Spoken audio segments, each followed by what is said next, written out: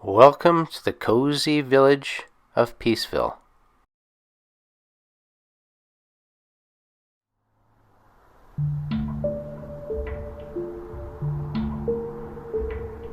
Fowler had been following Kracker's tracks for some time now. But now the tracks led off in different directions, and Fowler was confused on which ones to follow. He decided to follow the path that led toward a run-down shack in the distance.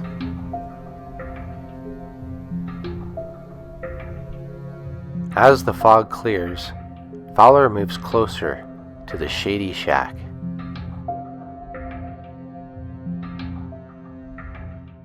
Fowler was hesitant at first, but when he saw no one was around, he decided to check things out a little closer.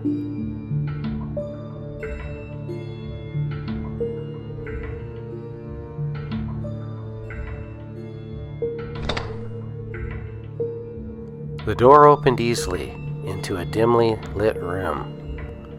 It looked like no one had been here for some time. "This'll do fine," he said. "I'll set up camp here for the night." Just across the field from where Fowler had made camp stood a lone house at the fringe of a wood. As the evening falls on Peaceville, a human figure arrives in the wood. The young lady looks about, then bending down, starts to gather winter fuel.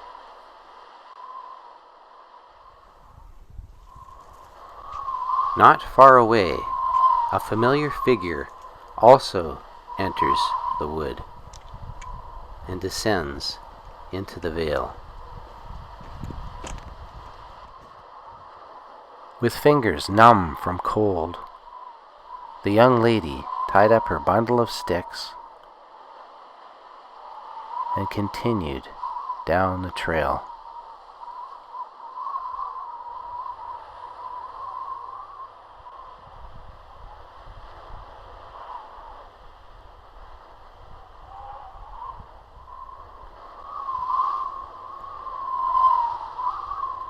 Mr. Kracker followed at a distance, not wanting to scare the young lady.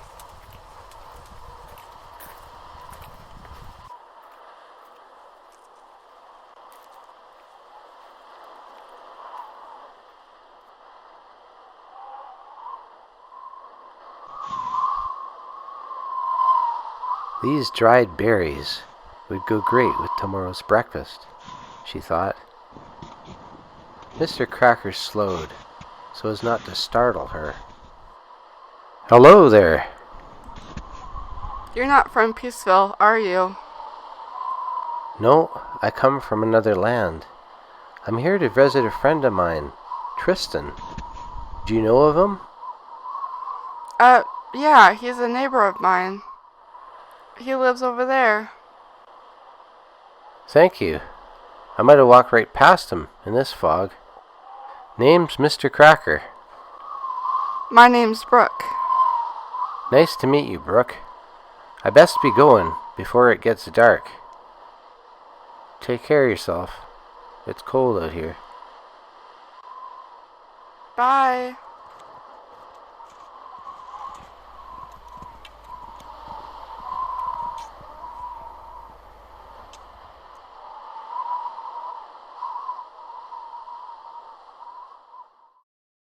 It was dusk when Mr. Kracker arrived at Tristans.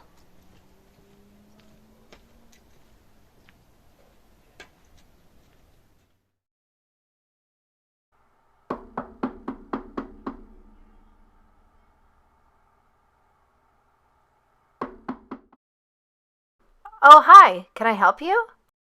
"Yes, is Tristan here?" Tristan, someone's here to see you. Hey, Mr. Kracker. It's good to see you. "Likewise, Tristan.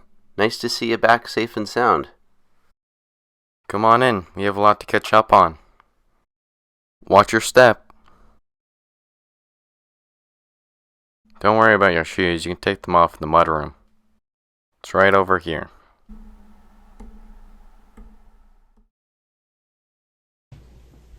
Right here, Mr. Kracker. I'll be right back. Thanks, Tristan. Neat stairway.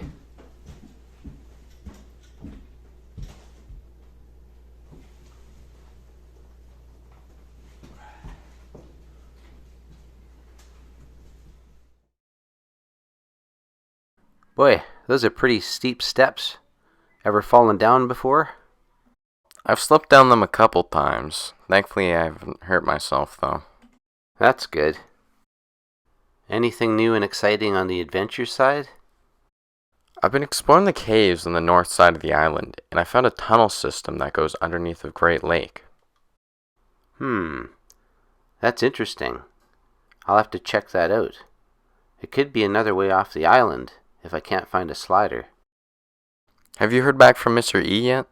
On that skeleton key I gave you? No, not yet. And I'll let you know as soon as I do. Now that I know where you live, I can just send LJ over with a message. I love to explore, but ever since my parents passed away, it feels like all of their responsibilities and burdens have been put on me by my grandma. Speaking of chores, I've got a lot to do tonight. You're welcome to stay here tonight. My grandma's already got a bed laid down for you downstairs, so make yourself at home. Okay then. Nice talking with you, Tristan. Take care of yourself. You too, Mr. Kracker.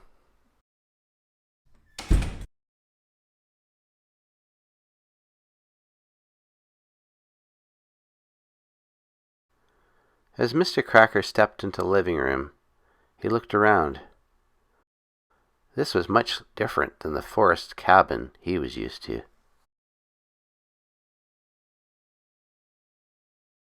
Ah, I remember this book.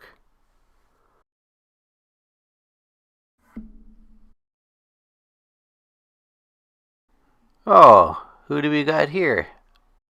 Mr. Kracker, this is Sharon and William, Tristan's niece and nephew. Hi, Mr. Kracker. Hi, guys. Nice to meet you. Can you read us a story, Mr. Kracker? Sure. This looks like a long book, but we can read some of it. The Little Pilgrim's Progress by Helen Taylor. Chapter 1. Little Christian Hears of the Celestial City. Little Christian lived in a great city called Destruction. Its streets were full of very young animals who laughed and played all day long. This was in the summertime when the sun was shining and the city looked bright and pleasant. On the rainy days in winter, the children did not feel so happy, and they would sometimes be glad to sit quietly and listen to the stories. Now and then strangers would come to the city for a little time, and these kind visitors always tried to make friends with the children and were willing to tell them stories whenever they would listen. There is a beautiful country, they would say, far from the city. A very good and wise king rules over it, who loves little creatures dearly. The prince to whom your city belongs is wicked and cruel, and he hates our good king. But one day an army will come from the king's country to fight against your wicked prince, and the city will be burned. You guys hear that?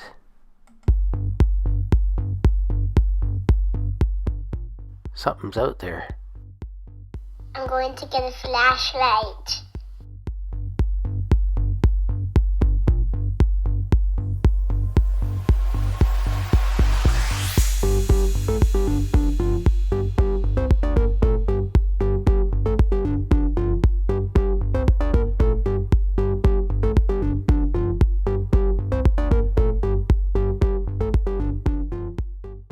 Well, whatever it was, it seems to be gone now.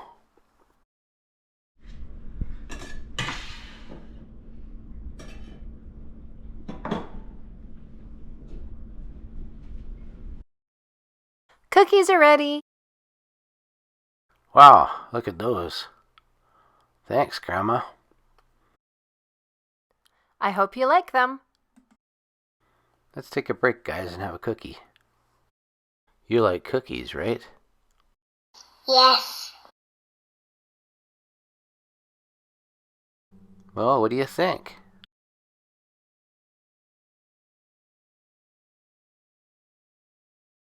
It's dark outside, Mr. Kracker. Yeah, I think it's getting close to your bedtime. Good night, Mr. Kracker. Good night, William. Okay, guys, it's time to brush your teeth. Come on, William, let's go.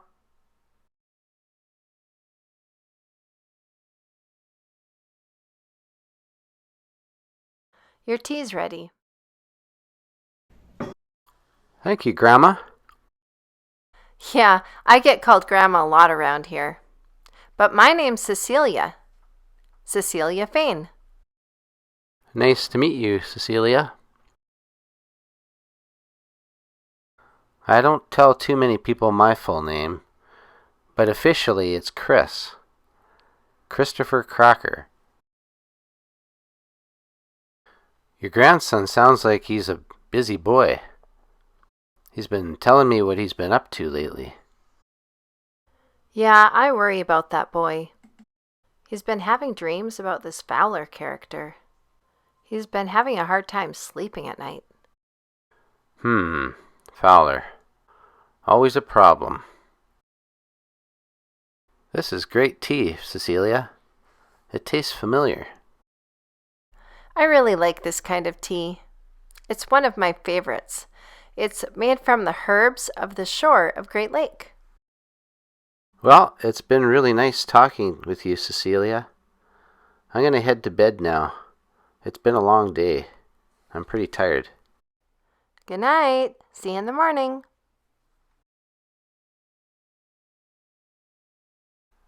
Cecilia hadn't had visitors for some time now. She really enjoyed the company.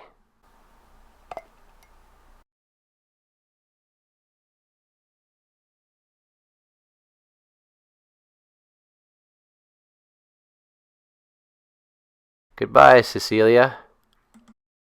Happy travels, Christopher.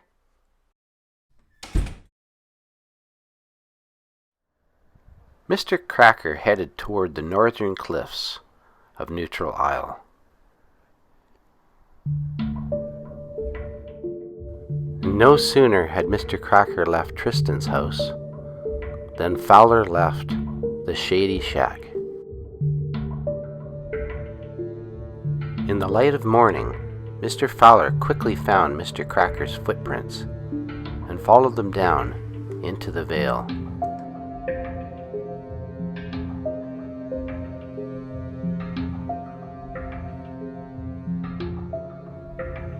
Stealthily he made his way to the back of the house,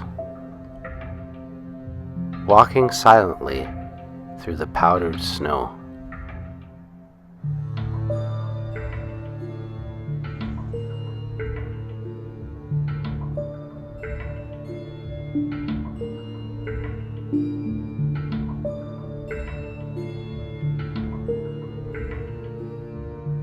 Tristan, breakfast is ready.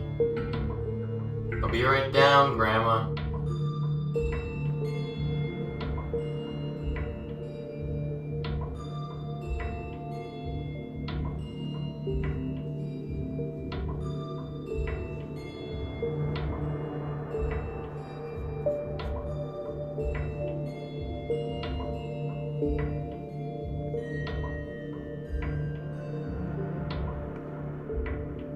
I had this terrible dream last night, Grandma. I had a dream where Mr. Kracker got lost on the north side of the island, in the caves and the cliffs, and he couldn't find his way out. Another dream, Tristan? When will they end? Maybe there's a way off this island after all, and where caves are, treasures lay.